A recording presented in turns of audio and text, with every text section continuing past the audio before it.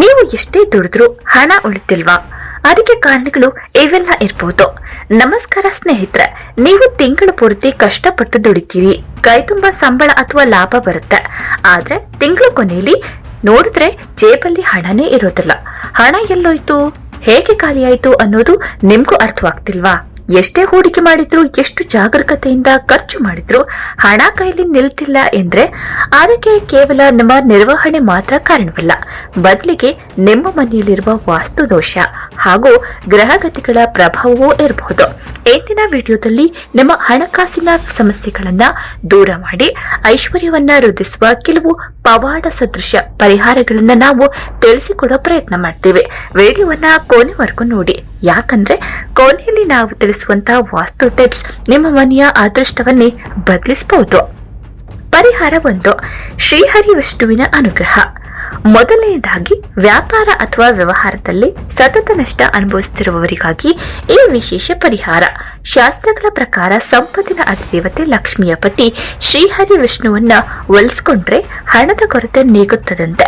ಯಾವ್ದಾದ್ರೂ ಒಂದು ಶುಭ ಗುರುವಾರದಂದು ಒಂದು ತೆಂಗಿನಕಾಯಿಯನ್ನ ತಗೊಳ್ಳಿ, ಅದನ್ನ 1.5 ಮೀಟರ್ ಹಳದಿ ಬಟ್ಟೆಯಲ್ಲಿ ಸುತ್ತಿ, ಅದರ ಜೊತೆಗೆ 1.5 ಲಡ್ಡು ಮತ್ತು 1 ಜೋಡಿ ಜನುವು ಇಟ್ಟು ವಿಷ್ಣುವಿನ ಪಾದಕ್ಕೆ ಅರ್ಪಿಸಿ. ನಿಮ್ಮ ಆರ್ಥಿಕ ಸಂಕಷ್ಟಗಳನ್ನ ದೂರ ಮಾಡು ಅಂತ ಮನ್ಸಾರೆ ಪ್ರಾರ್ಥಿಸಿ. ಹೀಗೆ ಸತತ 7 ಗುರುವಾರಗಳ ಕಾಲ ಮಾಡುವುದರಿಂದ ನಿಮ್ಮ ವ್ಯವಹಾರದಲ್ಲಿ ಚೇತರಿಕೆ ಕಂಡುಬರುತ್ತೆ ಎಂಬ ನಂಬಿಕೆ ಇದೆ. ಪರಿಹಾರ 2, ಹನುಮಂತನ ಕೃಪೆ. ಇನ್ನು ಹಣ ಅತಿಯಾಗಿ ಖರ್ಚಾಗ್ತಿದ್ರೆ ಅಥವಾ ಅನಿರೀಕ್ಷಿತ ನಷ್ಟಗಳು ಸಂಭವಿಸುತ್ತಿದ್ರೆ ಸಂಕಷ್ಟ ಮೋಚಕ ಹನುಮಂತನ ಮೊರೆ ಹೋಗುವುದು ಉತ್ತಮ. ಇದಕ್ಕೆ ಮಂಗಳವಾರ ಒಂದು ತೆಂಗಿನಕಾಯಿಯನ್ನ ತಗೊಳ್ಳಿ, ಮಲ್ಲಿಗೆ ಹೆಣ್ಣಿಗೆ ಸ್ವಲ್ಪ ಕುಂಕುಮವನ್ನ ಬೆರೆಸಿ, ಆದ್ರಿಂದ ತೆಂಗಿನಕಾಯಿಯ ಮೇಲೆ ಸ್ವಸ್ತಿಕ ಚಿಹ್ನೆಯನ್ನ ಬರೆಯಿರಿ. ಇದನ್ನ ಆಂಜನೇಯನ ಪಾದದ ಬಳಿ ಇಟ್ಟು ಪೂಜಿಸಿ. ಸುಮಾರು 5 ಮಂಗಳವಾರ ಕಾಲ ಈ ಕ್ರಮವನ್ನ ಅನುಸರಿಸಿದ್ರೆ ಭಜರಂಗಬಲಿ ಅನುಗ್ರಹದಿಂದ ಅನಗತ್ಯ ಖರ್ಚುಗಳು ಕಡಿಮೆಯಾಗಿ ಹಣ ಉಳಿಯಲು ಪ್ರಾರಂಭವಾಗುತ್ತದಂತೆ.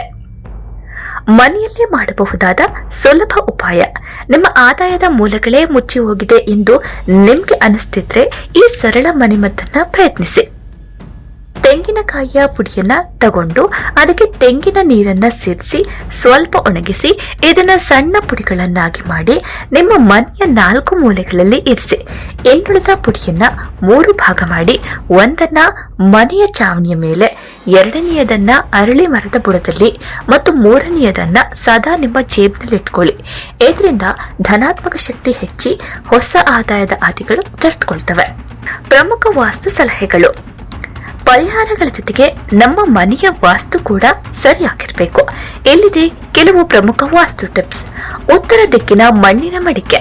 ಮನೆಯ ಉತ್ತರ ಭಾಗದಲ್ಲಿ ಕೇವಲ ಮಣ್ಣಿನಿಂದ ಮಾಡಿದ ಮಡಿಕೆಯನ್ನ ಇಡಿ. ಇದು ಹಣ ಮನೆಯಲ್ಲೇ ಉಳಿಯುವಂತೆ ಮಾಡುತ್ತೆ. ಲಾಕರ್ ದಿಕ್ಕು. ನಿಮ್ಮ ಹಣದ ಪೆಟ್ಟಿಗೆ ಅಥವಾ ಲಾಕರ್ ಸದಾ ಉತ್ತರ ಅಥವಾ ಪೂರ್ವ ದಿಕ್ಕಿಗೆ ಮುಖ ಮಾಡಿರ್ಲಿ. ನಲ್ಲಿಯಿಂದ ನೀರು ಸೋರಬಾರದು. ನೆನ್ಪಿಡಿ, ನಲ್ಲಿಯಿಂದ ನೀರು ಹನಿ ಹನಿಯಾಗಿ ಸೋರ್ತಿದ್ರೆ ನಿಮ್ಮ ಹಣವು ಅಷ್ಟೇ ವೇಗವಾಗಿ ಪೋಲಾಗತ್ತೆ ಎಂದರ್ಥ. ಕೂಡಲೇ ಅದನ್ನ ಸರಿಪಡಿಸಿ. ಪೊರಕೆ ಮತ್ತು ಮೆಟ್ಟಿಲು. ಕಸದ ಪೊರಕೆ ಅಥವಾ ಪಾದರಕ್ಷೆಗಳನ್ನ ಮೆಟ್ಟಿಲ ಕೆಳಗೆ ಇಡಬೇಡಿ, ಇದು ದಾರಿದ್ರ್ಯಕ್ಕೆ ಕಾರಣವಾಗಬಹುದು. ಒಲೆಯ ಸ್ಥಾನ. ಗ್ಯಾಸ್ ಒಲೆ ಯಾವಾಗ್ಲೂ ಮನೆಯ ಆಗ್ನೇಯ ದಿಕ್ಕಿನಲ್ಲಿರ್ಲಿ. ಉತ್ತರ ದಿಕ್ಕಿನಲ್ಲಿ ಒಲೆ ಇದ್ರೆ ಧನಾಗಮನಕ್ಕೆ ಅಡ್ಡಿಯಾಗತ್ತೆ. ಪಂಚಮುಖಿ ಹನುಮಂತ. ಮನೆಯ ನೈಋತ್ಯ ದಿಕ್ಕಿನಲ್ಲಿ ಪಂಚಮುಖಿ ಹನುಮಂತನ ವಿಗ್ರಹವಿಡುವುದು ಅತ್ಯಂತ ಶುಭ. ಸ್ನೇಹಿತರೆ, ನಂಬಿಕೆಯ ಜೀವನದ ಆಧಾರ. ಪೂರ್ಣ ಶ್ರದ್ಧೆಯಿಂದ ಈ ಕ್ರಮಗಳನ್ನು ಪಾಲಿಸಿ ಮತ್ತು ನಿಮ್ಮ ಕಠಿಣ ಪರಿಶ್ರಮವನ್ನ ಮುಂದುವರಿಸಿ. ಈ ಮಾಹಿತಿ ನಿಮಗೆ ಉಪಯುಕ್ತವೆನಿಸಿದ್ರೆ ಈ ವಿಡಿಯೋವನ್ನ ತಪ್ಪದೆ ಲೈಕ್ ಮಾಡಿ ಮತ್ತು ನಮ್ಮ ಆಪ್ತರೊಂದಿಗೆ ಶೇರ್ ಮಾಡಿ. ಇಂತಹ ಇನ್ನಷ್ಟು ಮಾಹಿತಿಗಾಗಿ ನಮ್ಮ ಚಾನೆಲ್ ಅನ್ನ ಸಬ್ಸ್ಕ್ರೈಬ್ ಮಾಡೋದನ್ನ ಮರೀಲೇಬೇಡಿ. ಧನ್ಯವಾದಗಳು.